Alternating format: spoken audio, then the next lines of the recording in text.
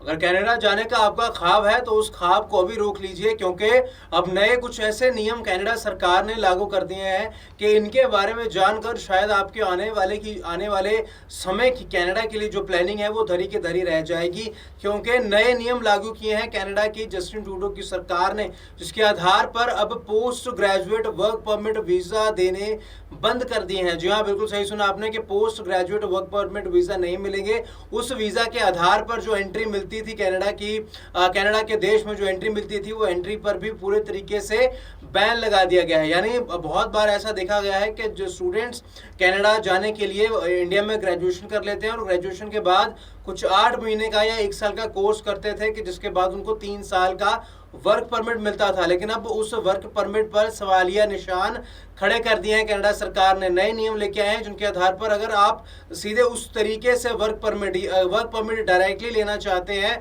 कि इंडिया में बैठे बैठे सीधे आपको वर्क परमिट चाहिए कनाडा का, तो अब उस तरीके का वर्क परमिट नहीं मिलेगा। पूरे तरीके से उस पर फुल स्टॉप लगा दिया है, पूर्ण विराम लगा दिया है कनाडा की सरकार ने। क्योंकि अक्सर देखा गया है कि जब अमूमन कोई बच्चा कनाडा जाता है ग्रेजुएशन के बाद, वो 8 महीने का या 1 साल का कोई कोर्स करता है, जिसके बाद उसे 3 साल का वर्क परमिट मिलता है और वो उसे बाद में एक्सटेंशन उसका ले सकता है अपनी परमानेंट रेजिडेंसी के लिए। लेकिन अब इसमें देखने वाली बात यह है और गौरतलब बात यह है कि कनाडा में बहुत ज़्यादा क्राइसिस हो रखा है, हाउसिंग क्राइसिस है, लोगों के पास घर नहीं मिल रहे, लोगों को ऐसी घरों में रहना पड़ रहा है जहां पर रहने की बात कोई सोचे भी ना। ग्रोसरीज के दाम, फल सब्जियों के दाम बहुत ज़्यादा बढ़ गए हैं, फ्यूल कॉस्ट ज़्यादा बढ़ चुकी हैं। यानी स्टैंडर्ड ऑफ लिविंग कनाडा का देखने में बाहर से जितना बेहतर लगता है वो उतना ही महंगा है। सरकार अपनी तरफ से भर भर के इनकम पर टैक्स लगा रही है, क्योंकि सरकार के पास खुद अपनी इनकम करने के साधन बहुत कम है और यही शायद एक बहुत बड़ा साधन है। जो इमिग्रेंट्स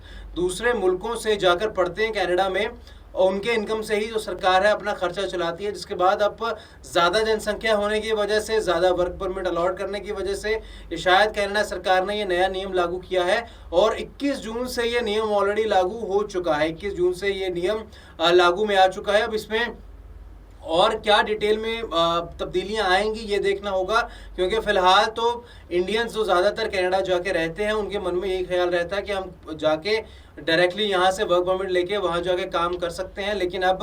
काम करने की बात छोड़िए, अब आपको वर्क परमिट भी नहीं मिलेंगे, क्योंकि post graduate work permit visa Canada सरकार ने बंद कर दिए हैं। तो अगर आपको कनाडा जो अगर काम करना है तो आपकी हिंदुस्तान में करी पढ़ाई के अलावा आपको वहाँ जाकर भी पढ़ना पड़ेगा, 1 साल 2 साल जितने भी आपको पढ़ाई करनी पड़ेगी पोस्ट योर ग्रेजुएशन, और उसके बाद ही आपको